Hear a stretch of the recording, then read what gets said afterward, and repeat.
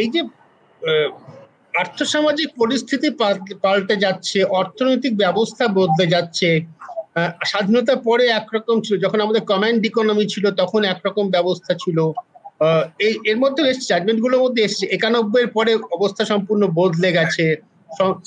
সম্পত্তির উপরে মানে ব্যক্তির অধিকার, লিবারালাইজ পলিসি, রাষ্ট্র কতখানি নিয়ন্ত্রণ করবে না, এই পুরো পরিপ্রেক্ষিতে বদলে গেছে। সেই অনুযায়ী আইন বা রায় বদলাবে, এটা বোধহয় প্রত্যাশিত। আমার আপনাদের কাছে প্রশ্ন সেটা হচ্ছে, এই যে সর্বশেষ রায়, এফেক্টিভলি যে রায়টা এসেছে, আমি জাস্টিস চন্দ্রচূড়ের রায়ের বিতর্কিত অংশের প্রসঙ্গে যাচ্ছি, এফেক্টিভলি যে রায়টা এসেছে তাতে আমাদের সাধারণ মানুষের জীবনে কি মানে প্রভাব কিছু পড়তে পারে, কোনো কিছু কি বদলাতে পারে? আমি ব্যক্তির কথা শুধু বলছি না, ধরুন জমি অধিগ্রহণের প্রশ্নে রাষ্ট্র যদি বড় রকমের জমি অধিগ্রহণ করতে চায়, সেটা ধরুন জাতীয় সড়কের জন্য করা হলে একটা জিনিস, আর মোটর গাড়ি কারখানার জন্য করা হলে আরেকটা জিনিস। এই যে সমস্ত বাস্তব প্রশ্নগুলোতে আমরা সম্প্রতিকালে বড় বড় বিরোধ দেখেছি, রাজনীতির সংঘাত দেখেছি, সরকার পরিবর্তন দেখেছি, সেইখানে কি আইনের দিক থেকে কোনো পরিবর্তন হলো? আমি তপন বাবুর কথা আগে শুনি, তারপর সমীপ বাবুর কথা শুনি। মূল কথাটা হচ্ছে, দেখুন, এটা তো শুধুমাত্র ওরা যেটা করলেন সেটা হচ্ছে পরিস্থিতিটা ব্যাখ্যা করলেন। এবারে আলটিমেটলি কিন্তু আইন কি দাঁড়াবে সেটা কনস্টিটিউশন আছে। উনি কিন্তু এখনো বলছেন না প্রাইভেট প্রপার্টি তো বটে, এই যে 39B মধ্যে প্রাইভেট প্রপার্টি আসছে, নেবার ক্ষেত্রে কিছু রেস্ট্রিকশন দিলেন। এবার এই রেস্ট্রিকশন কত দূর পর্যন্ত যাবে, কোথায় অ্যাপ্লিকেবল হবে, কিছু বিবাদ হতে পারে, কিন্তু প্রাইভেট প্রপার্টি নেওয়া যাবে ন্যাশনাল ইন্টারেস্টে, সেটা বাধা পড়লো না। কিন্তু প্রাইভেট প্রপার্টি একদম, যদি ভাষাটাই আমি এখানে যেটা সোজাসুজি 39 সাব আর্টিকেল B তে যেটা বলা আছে, ownership and control of the material resources of the community. Material resources of the community বলতে প্রাইভেট প্রপার্টি বোঝায় কিনা একটা বিতর্ক ওরা তুলে নিয়ে আসলেন। আগে এটা রাষ্ট্রের প্রপার্টি হতে হবে, তারপর শুধুমাত্র রাষ্ট্রের প্রপার্টি যদি ধরি তাহলে পরে তো আর কখনো কোথাও কিছু করা যাবে না। তাহলে রাষ্ট্র অ্যাকোয়ার করতে পারে, একটা আইন করবে কিনা জমি নেবার জন্য, তারপর সেটাকে প্রয়োগ করবে কিনা, এই সব বিতর্ক উনি নিয়ে এসছেন। কনসেন্ট্রেট করা যাচ্ছে কিনা একাতে, সেইটা দেখবার ক্ষেত্রে ডিস্ট্রিবিউশনের মানে কি, এই সব প্রশ্ন চন্দ্রশেখর জাস্টিস চন্দ্রচূড় তুললেন।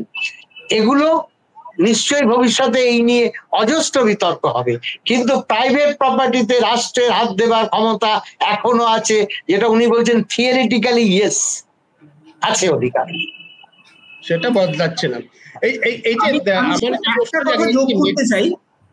আমি শুধু একটা কথা, তপনবাবু একদম ঠিক কথা বলেছেন, আমি শুধু একটা কথা যোগ করতে চাই। আমার মনে হয় আরো একটা জায়গা আমরা এখানে খুলে দিলাম, সেটা হচ্ছে যে এখন থেকে প্রত্যেকটা সময় যখনই রাষ্ট্র কোনো প্রাইভেট প্রপার্টি অ্যাকোয়ার করবে, আলটিমেটলি একটা সুপ্রিম কোর্টে গিয়ে একটা মামলা যাবে যে আচ্ছা এটার কি প্রয়োজন ছিল। মানে আমরা পেন্ডেন্সি নিয়ে এত কথা বলি, আরো কিন্তু মানে পেন্ডেন্সির ওই তারিখের গল্পটা কিন্তু আরো এসে গেল। কারণ প্রত্যেকবার কিন্তু আলটিমেটলি সুপ্রিম কোর্ট সরকারের কাছে একটা জাস্টিফিকেশন চাইবে যে এর কি কোনো প্রয়োজন ছিল, তোমরা জাস্টিফাই করো। সরকার এক গাদা অ্যাফিডেভিট জমা করবে, আবার সেটা নিয়ে বিতর্ক হবে। মানে ব্যাপারটা কি হলো বলুন তো। মানে আমি একটা অন্য প্রসঙ্গে একটা লেখা লিখছিলাম, সেখানে আমি একটা আইডিয়া আর কি, মানে বিদেশি কনস্টিটিউশনাল ল স্কলারশিপে খুব এখন এই কথাটা বলা হচ্ছে জুডিস্টোক্রেসি। মানে আজকে আমাদের জুডিশিয়ারি সমস্ত কিছুতেই নাই আলটিমেটলি আমরাই সর্বা এই জায়গাটাতে জিনিসটাকে নিয়ে যেতে চাই। আমার মনে হয় এখানেও কিন্তু সেটাই গিয়ে দাঁড়িয়ে গেল। আচ্ছা, এই যে সংবিধানে যেটা আছে, এবারও বারবার করে এই ফ্রেজটা আছে মেটেরিয়াল রিসোর্সেস, এইটা নিয়ে আমার একটু জিজ্ঞাসা আছে। মেটেরিয়াল কথাটা কি আছে? এখন অজস্র রিসোর্সেস আছে মানুষের, যেগুলো হচ্ছে একদম by definition dematerialized. Demat account dematerialized resources. এখন আপনি কোন রিসোর্সের জমির উপর হাত দিতে পারবেন, কিন্তু ধরুন প্রচুর কর আপনি কারোর উপর বসাতে চান, আমার সমস্ত রিসোর্স ডিমেটেরিয়ালাইজড, আমার তো কোনো সমস্ত ডিজিটালি রয়েছে, আকাশে তোলা রয়েছে, আমার তো মেটেরিয়াল রিসোর্স কিছু নেই, কতগুলো অঙ্ক রয়েছে, সেটাকে কি রাষ্ট্র হাত দিতে পারে? মেটেরিয়াল রিসোর্সের সংজ্ঞাটা হয়েছে যে কোনো এমনকি টাকা পয়সাও বটে তো রিসোর্সেস, তাতে কোনো যাতেই ভ্যালু অ্যাড করা যায় সেটাই কিভাবে নেবে, কি করবে, হবে কি হবে না। আর উনি যেটা উনি বলছেন ঠিকই, যে প্রতিটা ক্ষেত্রে এটা রাষ্ট্রকে, কোর্টকে ইন্টারফিয়ার করতে হবে। এখন দেখেন এই লড়াইও তো আজকে প্রথম নয়, এই লড়াই হচ্ছে লেজিসলেচারের পাওয়ার কতটা, পার্লামেন্ট সুপ্রিম অথবা সুপ্রিম কোর্ট সুপ্রিম, এসব প্রশ্ন হয়েছে। কেশবানন্দ ভারতী পর্যন্ত অজস্র মামলা আমরা এসব দেখেছি। দিয়ে এখন আমরা জানি যে কনস্টিটিউশনের কিছু পার্ট তো পাল্টানো যাবে না, এখন আমরা বেসিক স্ট্রাকচারের কনসেপ্ট ধরে বসে আছি। এখন যার ফলে কনস্টিটিউশনে যা আছে তার মানে আলটিমেটলি কিন্তু যেটা চন্দ্রচূড় এখন বলে দিচ্ছেন, শেষ পর্যন্ত ব্যক্তি জজের পার্সোনাল চিন্তা সুপ্রিম কোর্টকে নিয়ন্ত্রণ করবে। কারণ এটার আসলে মানে কি, সব জজই তখন নিজের মতো করে তার যে রাজনৈতিক দর্শন সেইটা প্রয়োগ করবেন। সুপ্রিম কোর্ট কিন্তু প্রতিষ্ঠান হিসেবে তার মর্যাদা হারাতে চলেছে। এইটা কিন্তু আমার অনেকদিন থেকে, আজকে নয় বহুদিন থেকেই মনে হচ্ছে যে জাজ আলটিমেটলি ইজ সুপ্রিম কোর্ট। এটা প্রতিষ্ঠান হিসেবে সুপ্রিম কোর্ট তার গুরুত্ব হারাচ্ছে। কখন কারা জজ হচ্ছেন, কখন এটা ভয়ানক ভাবে ডাউন ট্রডেন মানুষের পক্ষে, যদি চিরাপ্পা রেড্ডি, ভগবতী বা কৃষ্ণ আয়াররা থাকেন, আবার একটা অন্য পার্টও এসে পড়ে, তখন তারা আরেকভাবে ভাবতে শুরু করেন। এটা হয়তো হওয়া স্বাভাবিক, কিন্তু এইটাতে আমাদের দেশের সুপ্রিম কোর্টের যে বিরাট স্ট্যাটাস পৃথিবীতে, সেটা কোথাও বোধহয় একটা ধাক্কা খাবে। এবং সম্ভবত এটাকে এই ভয়ানক ভাবে ওপেন করলেন জাস্টিস চন্দ্রচূড়। এই জায়গাটাতে আমার কাছে গোটা রায়টাতে, বাকি এই যে চেঞ্জ বলছেন, মামলা হওয়া ছাড়া আর কিছু না, রাষ্ট্রের ক্ষমতা এখনো থাকবে। যদি প্রয়োজনে হয়, মামলা হলে তখন সুপ্রিম কোর্ট যা বলবে সেটাই শেষ কথা হবে। এখন উঠবে, কারণ অনেকগুলো জাস্টিস চন্দ্রচূড় মেমো বা তার সাথে সহযোগী জাজেরা সবাই মিলে বলে দিলেন যে না না, সব ক্ষেত্রে নেওয়া যাবে না প্রাইভেট প্রপার্টি, অনেক বিষয় বিচার বিবেচনা করতে হবে, এটা কি পারপাসে কি ইত্যাদি, যেটা উনি বলছেন যে অজস্র এবার মামলা পাইল আপ হবে। এইটাই হবে, এর চেয়ে বেশি কিছু নয়। ঠিকই। এবং মামলা যখন জমা হবে তখন তো শেষ পর্যন্ত সুপ্রিম কোর্টে গিয়ে যা হওয়ার হবে, সে তো যারা মামলাকারীরা ভুগবেন। আমি সাংবাদিক হিসেবে ভুগবো না আশা করি আর কি। এখনো পর্যন্ত সুপ্রিম কোর্টে আমার কোনো মামলা চাইনি, তখন দেখা যাবে। না, আমি একটা কথা বলি, তপন বাবু একটা কথা বলেছেন, যেটা সুপ্রিম কোর্ট সম্পর্কে আমার এক পরিচিত আইনজীবী, খুবই পরিচিত, নাম করছি না, তিনি একটা কথা খুব ভালো করে বলেন, আমার মাথা একদম মধ্যে গেঁথে ঢুকে আছে। Supreme court is supreme not because it is infallible, but because there is no higher court. মানতে হবে যে তার উপরে আর কোনো কোর্ট নেই, কারণ সুপ্রিম কোর্ট নিজেই তার রায় অনেকবার বদলে দিয়েছে। সে কোনো ঈশ্বর নয়, ভগবান নয়, তার কথা মানতে হবে, তার উপরে কোনো কোর্ট। আমি আমার কিন্তু ওই প্রশ্ন একটু রয়ে গেল, ওইটা উত্তর ঠিক থেকে আমি পেলাম না, আপনার কথা শুনতে চাই। ডিমেটেরিয়ালাইজড রিসোর্স, তার আপনার ইন্টারপ্রিটেশনটা কি? পরে মামলা তো যখন আমরা প্রপার্টি বলতে কিন্তু ট্যানজিবল প্রপার্টি, ইনট্যানজিবল প্রপার্টি দুটোকেই বোঝায়। মানে ইন্টেলেকচুয়াল প্রপার্টিও কিন্তু প্রপার্টি। সুতরাং আমরা সেই অর্থে দেখতে গেলে আমরা যখন মেটেরিয়াল রিসোর্সেস বলছি, সেটা কিন্তু ওই মেটেরিয়ালি যেটা স্থাবর, যে মানে কি বলবো, হ্যাঁ, এবং মানে এর মধ্যে কিন্তু ডিমেটেরিয়ালাইজ রিসোর্সেসও পড়বে। সুতরাং সেটা কোনো আলাদা ডিস্টিংশন হবে না।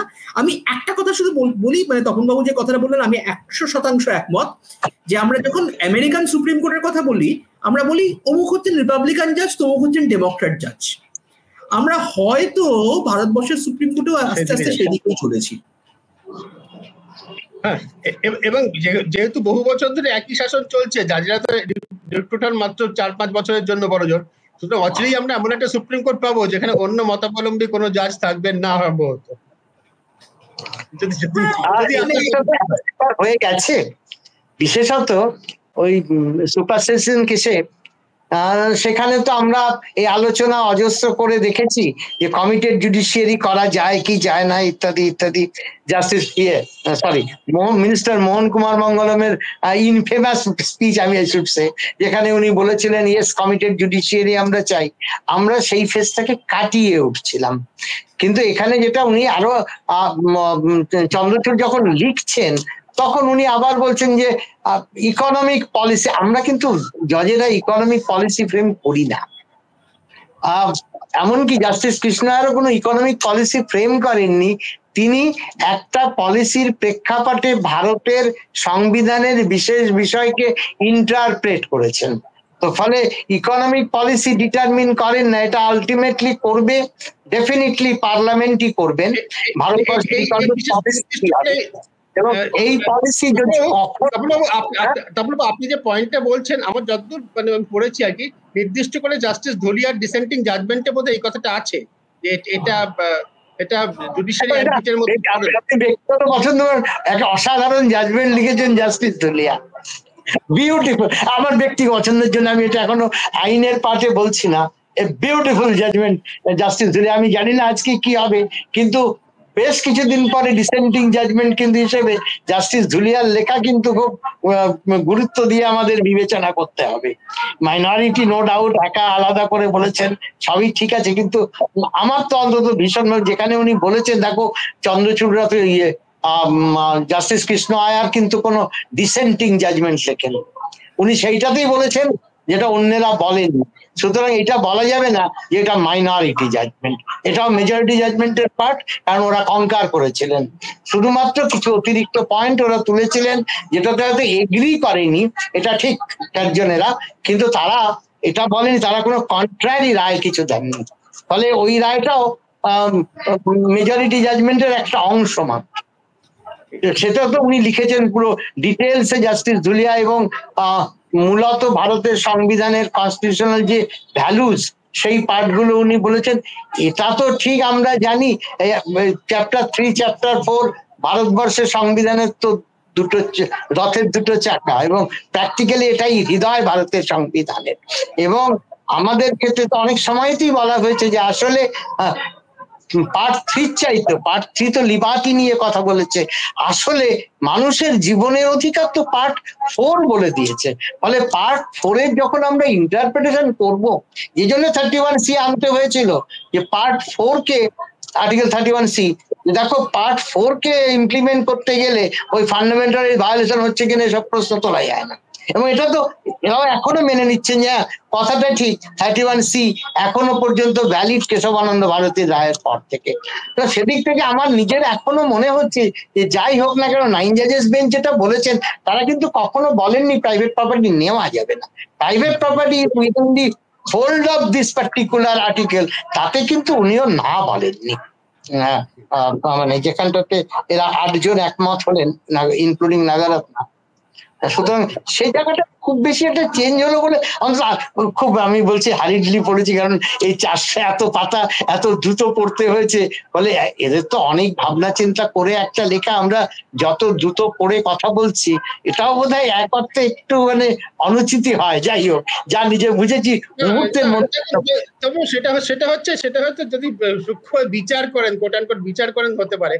আমাদের আবার সাংবাদিকদের কাজ হচ্ছে যখন বিষয়টা নিয়ে মানুষ বেশি কথা বলছেন তখনই সেটা নিয়ে আলোচনা করা, যাতে বেশি মানুষ শোনেন, তাদের কাছে আমাদের মতো করে সহজ করে তার মুদ্রা বিষয়টা বুঝতে পারি। আমাদের উদ্দেশ্য তো এটাই, আমাদের উদ্দেশ্য তো আর কিছু নয়। আমাদের কিছু পরিবর্তন হলে কিনা সেটা বোঝা, আমরা সেটা বোঝার চেষ্টা করি আপনাদের মতো বিশেষজ্ঞ।